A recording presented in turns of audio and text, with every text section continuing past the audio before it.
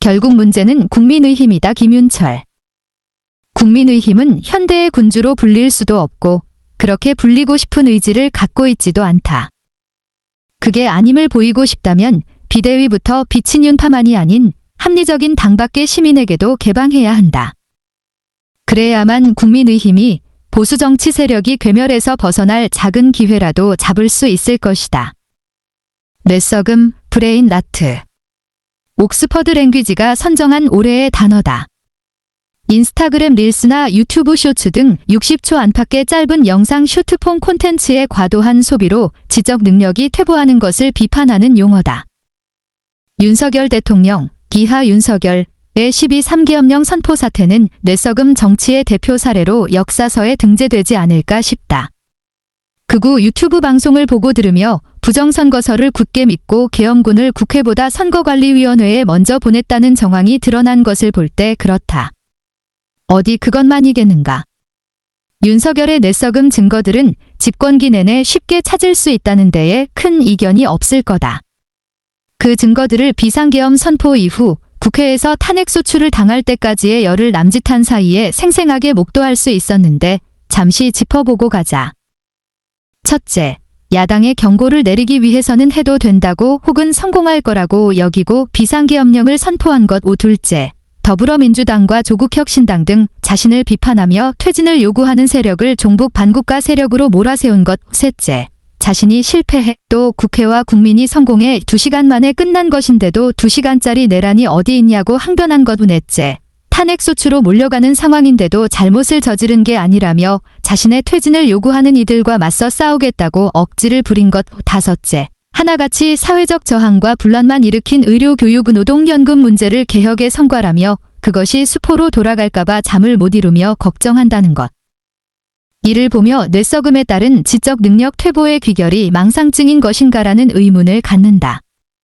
현실과 동떨어진 망상을 진실이라고 믿는 정신적 질병에 걸린 게 아니라면 도저히 저럴 수가 없다는 생각을 할 수밖에 없으니. 특수부 검사와 검찰총장을 지낸 대통령이라는 자의 지적 능력이 저 정도일 것이라고 누가 과연 상상이나 했을까? 공교롭게도 윤석열은 대통령 취임사에서 반지성주의가 민주주의를 위협한다며 지성의 중요성을 강조했다. 그가 지성적이라고 생각하는 사람도 보지 못했으나 반지성주의의 전형 그 자체가 될 것이라고 주장하는 사람도 딱히 본 바 없다. 이론을 사랑하는 어떤 학자는 그의 합리성을 찾아내려고 애를 쓰기도 했다. 여기서 합리성, 레셔널러티은 합당함이라는 뜻을 갖는 이성, 리전까지는 아니어도 뭔가 남는 장사를 할 것이라는 가정에 기댄 인간 행위의 특성, 최소한의 품격을 가리킨다. 국힘 사멸정당의 길거를 공산커. 미국의 반지성주의 일을 쓴 리처드 호프스테터가 지성의 중요성을 환기시킬 때도 뇌썩음이라는 단어 사용의 원조로 알려진 헨리 데이비드 소로가 멀든에서 반지성주의적 풍토를 한탄할 때도 모두 중시한 것은 합리성보다는 이성이었다. 이를 그 학자가 아는지 모르는지 나는 알지 못한다. 하지만 적어도 윤석열이 최소한의 품격을 지녔을 거라는 가정에 기대어 그의 합리성을 밝혀보고 싶어 했음은 알고 있다.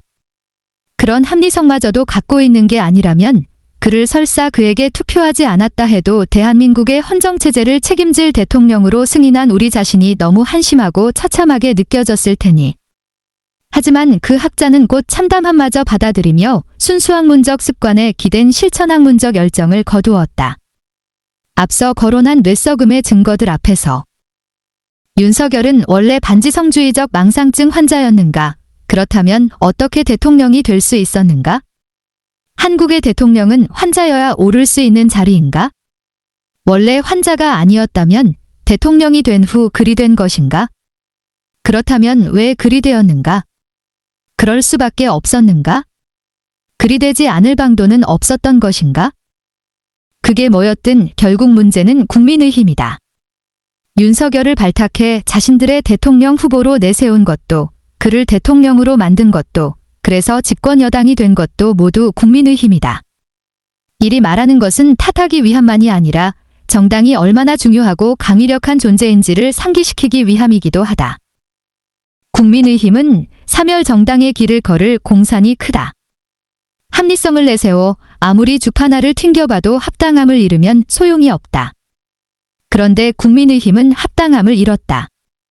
아니, 내다 버렸다. 비상계엄령 해제 투표를 해야 할 절체절명의 순간에 그들은 비겁하게 숨어 있었다. 탄핵소추 투표를 해야 할 때는 도망을 쳤다. 합당치 않은 비상계엄 사태를 아무것도 아닌 일로 여긴 게 아니라면, 그리고 아무것도 아닌 문제로 몰고 갈 의도가 아니라면 도저히 그리할 수 없는 일이었다. 그런데 그리했다.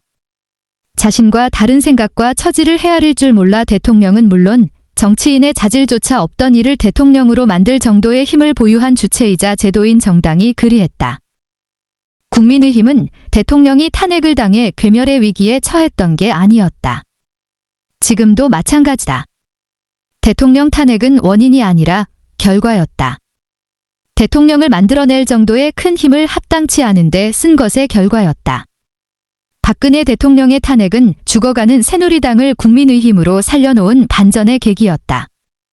노무현 대통령 탄핵소추로 인해 역풍이 불어 열린우리당이 과반 의석을 차지하며 제1당 자리에 올랐던 것 같은 경험을 말하는 게 아니다. 그건 합당치 못한 사유로 탄핵소추를 했기 때문에 생긴 일이었다. 하지만 박근혜 대통령 탄핵은 합당한 사유로 인한 것이었다. 집권 세력의 사익 추구를 위한 권력의 사유화만이 아니라 세월호 참사 같은 비극을 겪게끔 사회의 구조적 위험을 방치하거나 국민을 그 위험 속으로 내몰았기 때문이었다. 그런데도 국민의힘을 살려놓았다고? 그렇다.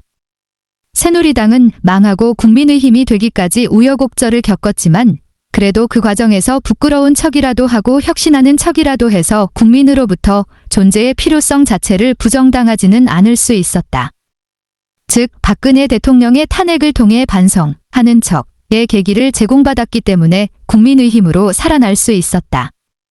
그들이 윤석열을 공정과 정의의 사자로 호출해 대통령을 만들 수 있었던 것, 즉 그리해도 어색하지 않았던 것은 그런 반성하는 척의 시간을 거쳤기 때문이다. 그들 스스로 그것을 탄핵의 강 건너기라고 불렀다. 그러니까 그때만 해도 이들은 대의와 다수 여론을 거스르지 않고 살아남을 줄 아는 간지를 보유하고 있었고 발휘하기도 했던 거다. 친윤의 국힘 깨야 보수 괴멸 막아. 그러나 지금은 전혀 그렇지 못하다.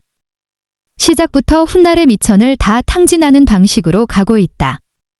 당을 여전히 친윤이 장악하고 있는 것만 봐도 그렇다. 자신들의 수장인 윤석열이 군대를 동원해 내란을 기도했고 그 수괴임이 명백한데도 그리하고 있다. 국회의원 총사퇴라도 하는 흉내를 내야 할 때 오히려 탄핵 찬성파를 축출하는 데 힘을 쏟고 있는 형색이다. 국군을 다시 집히는 무슨 신박한 정책이라도 추진하느라 그런 것이라면 봐줄 수 있을지 모른다. 하지만 정책의 지읒자도 나오고 있지 않다. 여전히 탄핵 반대의 입장과 관점에 서서 더불어민주당을 탓하고 이재명 대표의 사법 리스크 공략에 힘을 쏟고 있다. 대한민국 헌법의 보장으로 공당의 지위를 부여받은 정당임에도 불구하고 국헌을 문란케 한 내란에 동조하는 행태를 보이고 있다. 비상계엄 사태 이전에 이미 레임덕도 아닌 대드덕에 빠져들었다고 거론되던 윤석열이 무서워 그런 거라고 보기도 어렵다.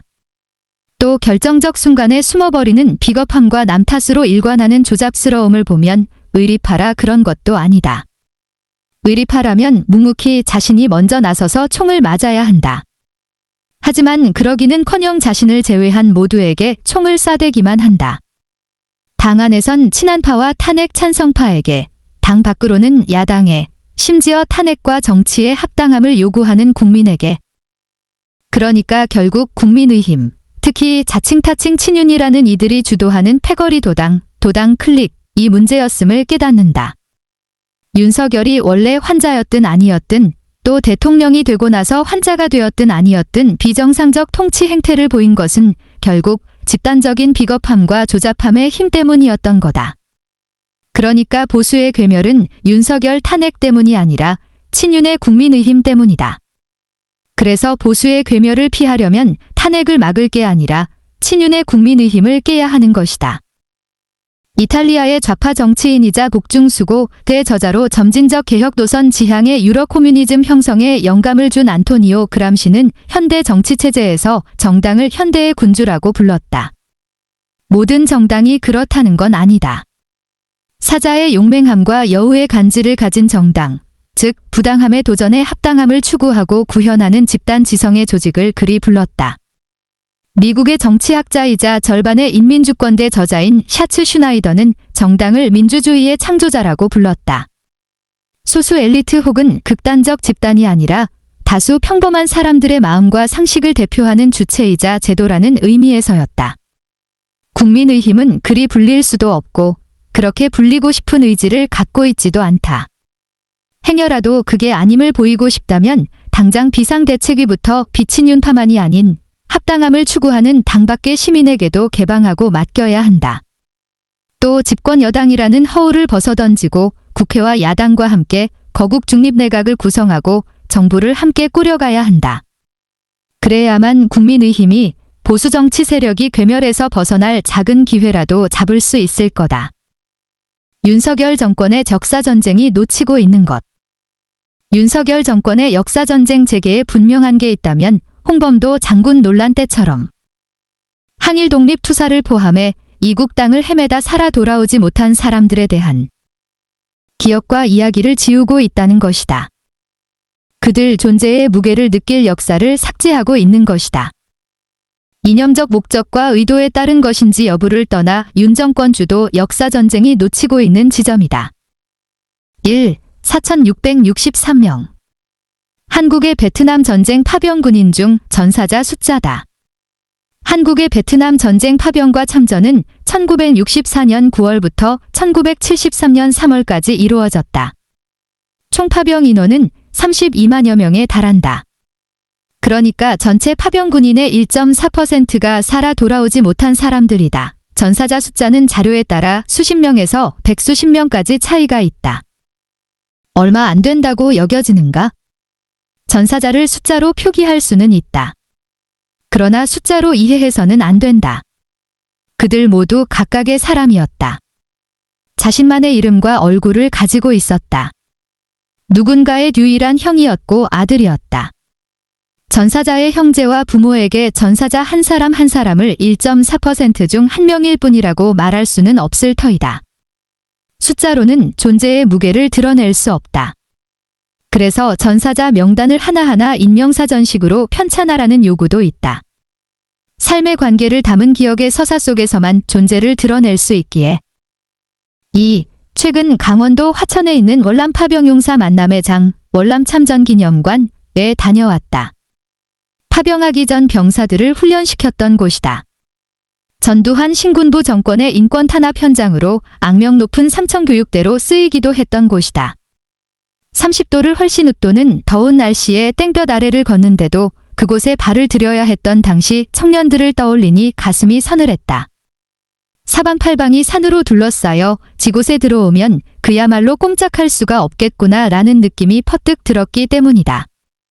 살아 돌아오지 못한다 해도 전쟁터로 갈 수밖에 없겠구나라는 생각이 들 때 청년들의 마음은 어땠을까?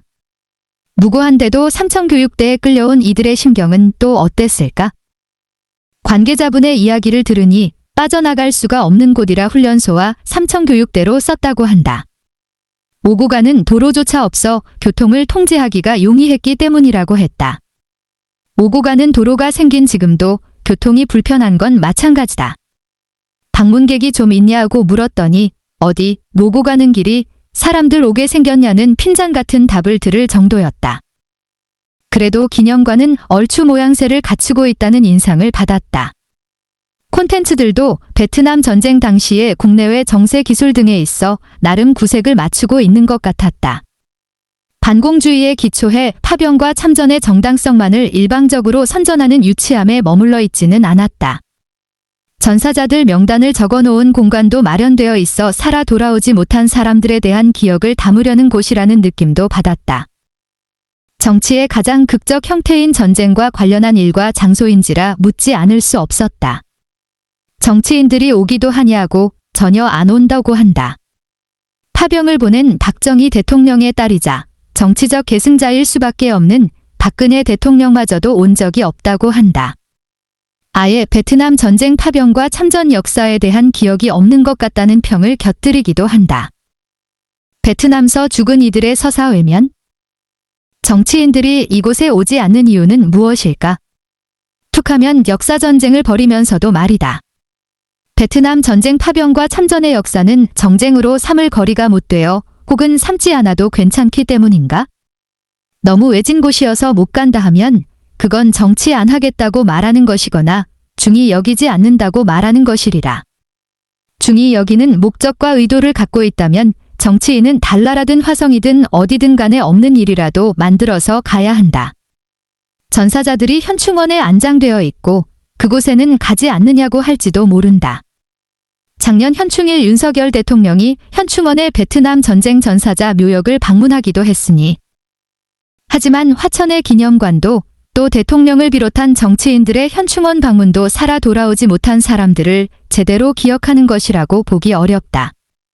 정부가 공인하는 곳에 전사자 명단을 적어놓거나 유해를 안장했다고 해도 파병과 참전의 필요성과 효과를 주로 조명하고 있으며 살아남은 사람들도 목숨을 걸고 호국보훈에 기여해야 한다는 주문을 걸고 있는 것이기 때문이다.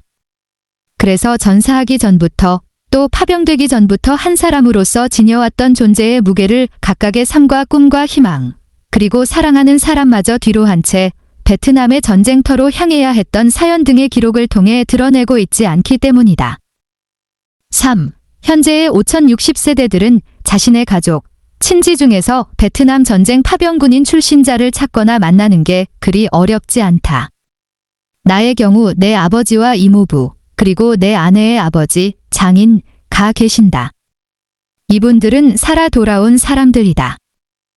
그런데 자라면서 이분들께 베트남 전쟁과 파병 그리고 참전 경험 등에 관한 이야기를 별로 듣지 못했다. 가족, 친지 중에 파병 군인이었던 분들이 있는 지인들의 말을 들어보면 나만 꼭 그런 것도 아니다. 왜 이야기를 들려주지 않았던 것일까? 살아 돌아오지 못한 사람들에 대한 아픈 기억, 그리고 그것을 포함한 자신들의 드러내고 싶지도 않고 들려주고 싶지도 않은 상처와 고통 때문이었을까? 기억과 이야기마저 반국가적인 것으로 여겨져 드러낼 수도 없고 들려줄 수도 없는 시절 때문이었을지도 모른다. 1970년대 말에서 1980년대 초였을 국민학교 고학년 때쯤인가에 아버지로부터 들은 일화가 2개 있기는 하다. 모두 비극적인 것으로 하나는 살아 돌아오지 못한 당신의 동기에 관한 것이었다. 다른 하나 역시 살아 돌아오지 못한 사람들에 관한 것으로 폭격에 따른 화재로 목숨을 잃은 병사들 이야기였다. 중학생 때인가 살아 돌아오지 못한 병사들에 관해 들은 일화의 바탕을 두고 풍선이라는 제목의 소설 흉내를 낸 글을 쓰기도 했었다. 엉망이라 생각되어 결국 쓰레기통에 버려서 지금은 갖고 있지 않다. 하지만 그 내용은 생생히 기억한다. 지독한 가난 때문에 파병 대열에 지원해 베트남에 가게 된 청년 병사의 이야기다.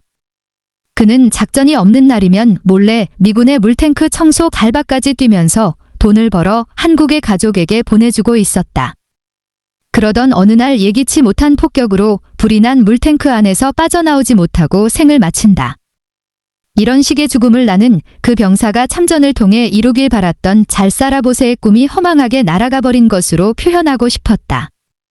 풍선이라는 제목을 단 이유였다. 독립기념관도 외딴 곳 될까 우려. 어설픈 작가 흉내에도 불구 베트남 전쟁에서 살아 돌아오지 못한 사람들에 대한 이야기는 다른 이들이 쓰고 만든 책과 영화 등을 통해 접할 수 있었다. 살아 돌아왔으나 고통스러워하는 사람들의 이야기 역시도. 대학에 다니던 1980년대 말에서 1990년대 초쯤 베트남 전쟁을 다룬 문학작품과 영화와 TV 드라마 등이 꽤 많이 등장했던 것 같다.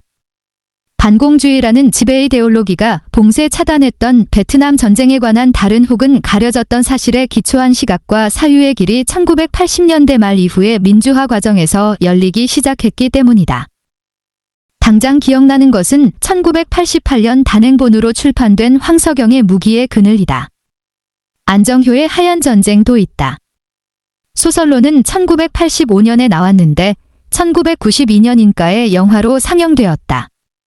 작고한 유명 배우 강수연이 주인공으로 나왔던 조리는 지금 제네바로 간다도 기억에 남아있다.